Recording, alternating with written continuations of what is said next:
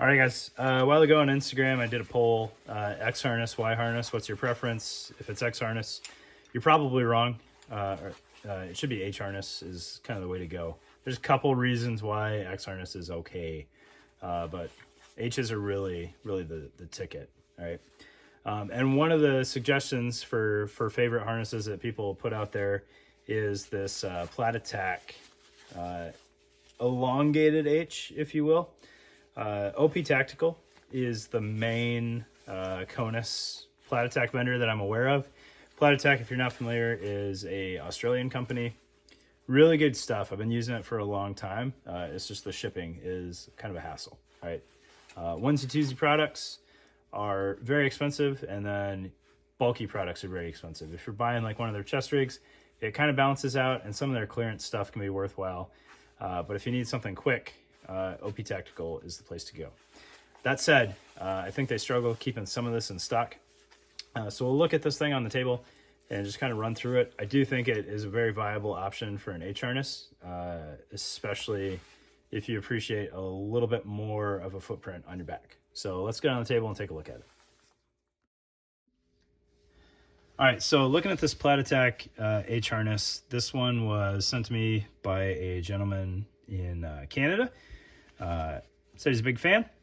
It is a little bit harder to don and doff, and potentially you run out of some adjustment, or realistic adjustment, I should say. All right, so it is a fairly narrow H harness. So if you're a fan of Spiritus plate bags, you'll probably be a big fan of this, just due to the straps essentially coming straight past your neck there, with no real built-in angle at all. All right.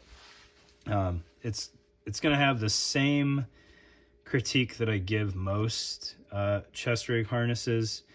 You have all this strap to work with, and it's just kind of there. They did add some cable routing up top with one wrap. Very generous cable routing, so you can put hydration and comms through there if you need to. But down here, like the real organization part for antennas and whatnot, it's there. They made the attempt, but there could be more. Right? I don't know, and maybe that's just me. Right? They did ride height adjustment in kind of an interesting fashion, so you cannot adjust length in here at all, and they fixed that or kind of made up for that by having multiple mounting heights for your side release buckle. All right, which works just fine. It's fine. I don't know. You have some excess strap, which will run through or run behind your chest rig, depending on how short you need it. So there's a little bit of bulk, potentially a little bit more heat, but that's totally fine. So in addition to the side release buckle mounting, you also have elastic running sideways, 3 different levels, and then an offshoot here for some routing, which leaves plenty of possibility. If this is long enough that you can mount on the bottom and work with your chest rig, then you have a good bit more of practical use there. If you're a shorter fellow or gal and need to mount up top, you kind of lost all your routing, and it's kind of just extra bulk at that point. Right? There is a little bit of padding in here. It's very minimal, so it's not going to get in the way. It may help. It's a few millimeters at most. And then it's not a webbing strap. It's Cordura, which is kind of interesting. You don't see that a whole lot unless there's some real thick padding in there. Usually it's webbing. It's just easier, right? You just cut it to length, make sure the end doesn't fray, and then you don't have to fold and have seams and everything. And it's easier to work with, right? Looking at the back of this thing, so you do have 3D spacer mesh inside. A little bit of the Cordura comes over on the inside here, so you have that there for load bearing still, which is nice, versus just the spacer mesh. And then on the outer face, and I point that out because it looks like it ties right into spacer mesh there, which it does not. So on the outer face, you have a drag handle, which runs the length of this panel, but I would not want to trust this as a drag handle.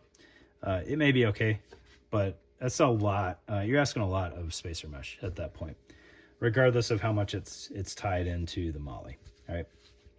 You do have a fairly good chunk of MOLLE here, so if you want to hang the yoke on the back of this thing, it'll be pretty secure. So you've got 6 rows and 4 truly usable columns there.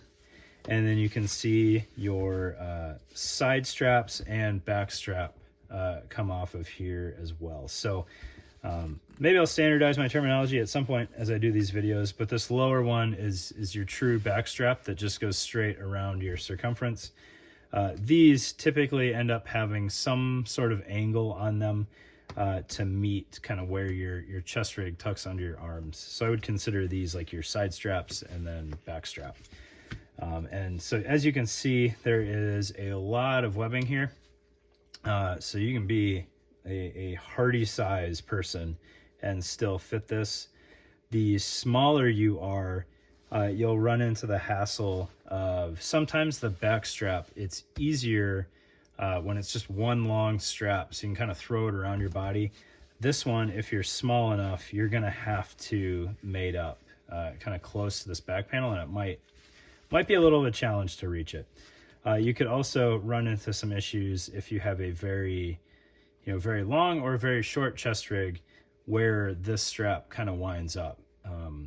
The shorter you are, or the shorter the chest rig is, the more straight pull you can get away with on this one. The further it wraps around, you kind of almost need a downward or 45-degree angle to kind of interface with that chest rig when it meets in the back. I don't want to beat this thing to death too much more though, because it's a pretty straightforward product.